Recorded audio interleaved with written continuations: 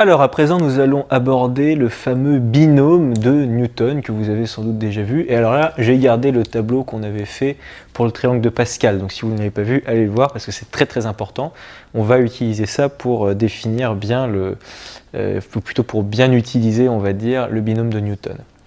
Alors, en fait, vous vous souvenez à la toute fin de la vidéo précédente sur le triangle de Pascal, ce qu'on avait remarqué, c'est que si jamais vous preniez par exemple a plus b le tout au carré, ça vous faisait, vous utilisiez la ligne qui était là, la deuxième ligne en fait, puisque là c'est la ligne numéro 0, 0, 1, 2, vous voyez, donc quand vous avez a plus b au carré, donc ligne numéro 2, ça vous fait 1 fois a au carré, plus 2 fois ab, plus 1 fois b au carré, etc. Quand vous passez à a plus b au cube, vous avez 1 a au cube, plus 3 fois a carré b, plus 3 fois ab carré, plus 1 fois b au cube. Voilà. Et donc après, on se dit, on a bien envie de généraliser. Alors oui, pardon, excusez-moi, a et b sont deux réels. Et on a bien envie de généraliser. On se dit, est-ce qu'on ne va pas utiliser aussi cette ligne-là pour a plus b puissance 4, etc. Oui, on va utiliser ça. Et donc plus généralement, on va essayer de trouver ce à quoi est égal a plus b le tout puissance n. Alors, on va essayer de trouver, en réalité, si on écrit ça bien, on essaie de trouver pour tout AB réel, donc pour tout couple AB qui appartient à R carré, ok, pour tout n qui appartient à n, on peut le faire appartenir à n, oui, on peut le faire appartenir à n, pas obligé que ce soit une étoile, on peut prendre n égale 0, bon. On cherche donc la valeur de a plus b le tout puissance n. Okay. Ici on avait a plus b au carré, a plus b au cube, etc. Et à a plus b le tout puissance n, c'est quoi? C'est une somme. Vous voyez ici, vous êtes d'accord? On a bien une somme de termes. Là aussi, on a une somme de plusieurs termes. C'est la somme de pas mal de termes. C'est la somme pour k allant de 0. Alors d'abord, je vais écrire la formule, ensuite on va l'expliquer. C'est la somme pour k allant de 0 à n des k parmi n fois a puissance k fois b puissance n moins k. Et d'ailleurs, vous pouvez aussi la réécrire de cette façon-là. C'est la somme pour k allant de 0 à n des k parmi n des a puissance n moins k fois b puissance k. Ça n'a pas vraiment d'importance, l'ordre. Enfin voilà, ça c'est égal à ça. Bon. Alors, vu comme ça, on se dit, punaise, il y en a partout, il y a un symbole de somme, il y a du k parmi n, il y a du a puissance k, il y a du b puissance n moins k, c'est terrible. En fait, c'est d'une simplicité d'écriture, j'allais dire, extraordinaire. Enfin, c'est simplicité, pas d'une simplicité, mais je veux dire, c'est super bien condensé, c'est d'une façon admirable. Regardez, si vous prenez par exemple, on va prendre le cas avec a plus b au cube.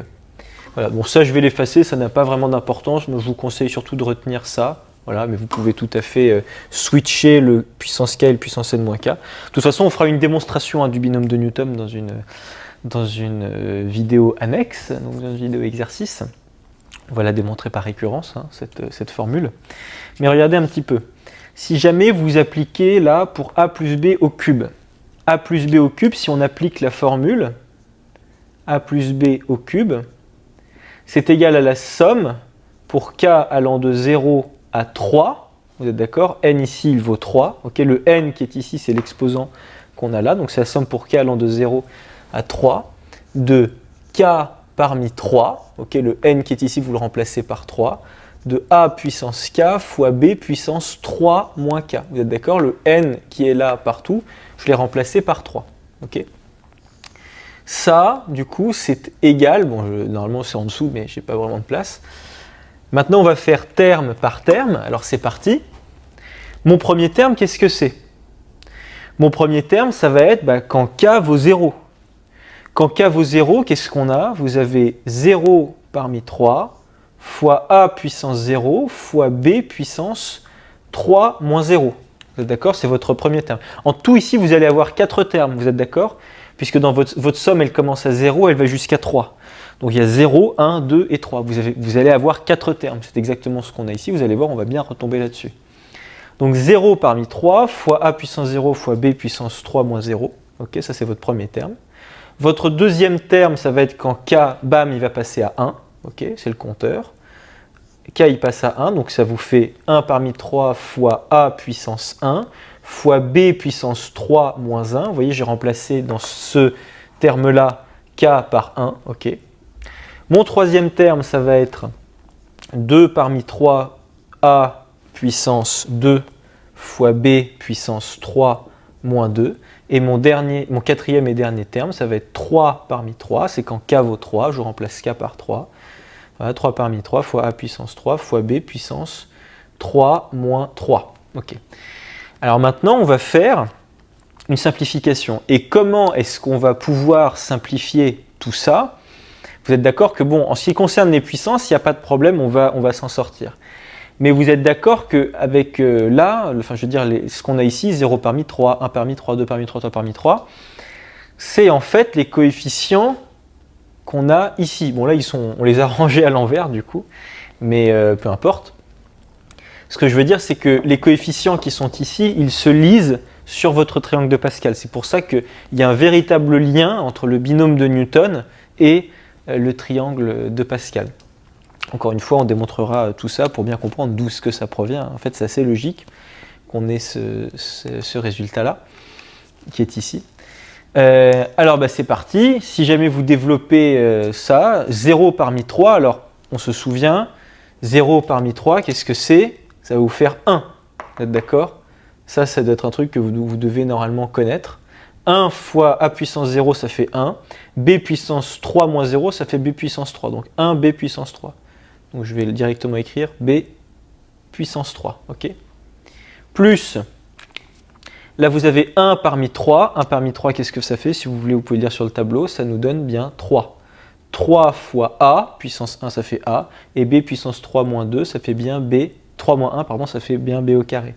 Plus 2 parmi 3, c'est encore 3. Vous pouvez encore le lire ici sur votre tableau, parce que là, vous êtes là en bas, c'est le numéro de la colonne, vous vous en souvenez? Donc 0, 1, 2, et ensuite la ligne, c'est le numéro 3. 0, 1, 2, 3, vous êtes bien ici. Okay, 3 fois a carré b puissance 1, donc b en fait. Et votre dernier terme qui est 1 fois a puissance 1 au cube fois b puissance 0, c'est-à-dire 1, et il vous reste simplement a au cube.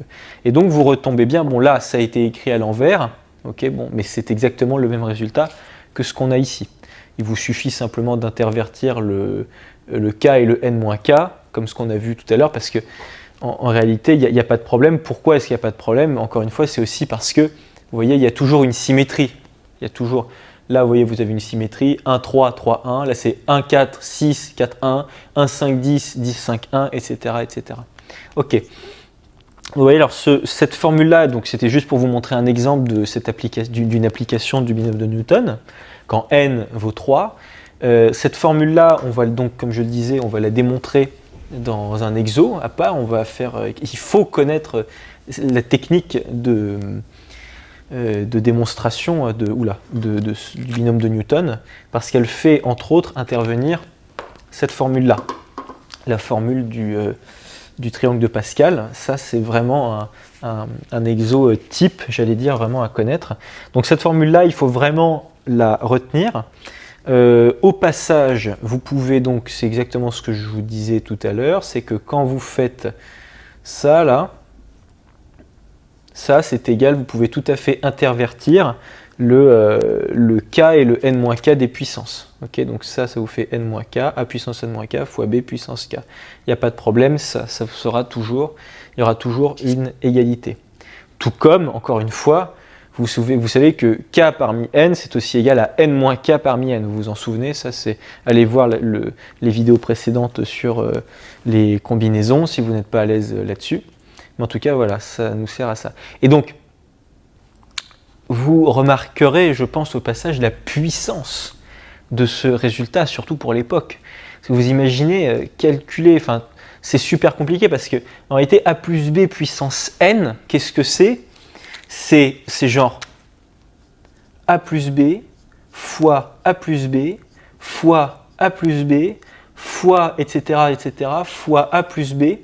Et vous l'avez fait combien de fois ça? Vous l'avez fait n fois. Je ne sais pas si vous réalisez le délire d'à quel point c'est compliqué de sortir une formule générale pour ça.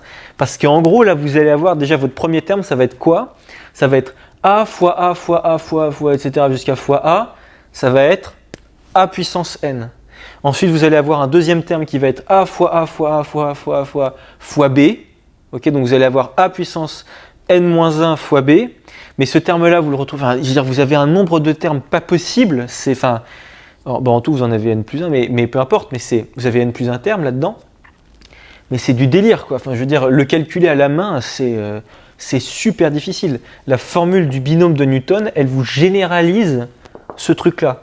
Alors certes, l'écriture semble un petit peu barbare, voilà, parce qu'il y a des sommes, il y a des cas parmi n, etc. En fait, c'est d'une puissance et d'une synthèse, enfin voilà, qui est extraordinaire.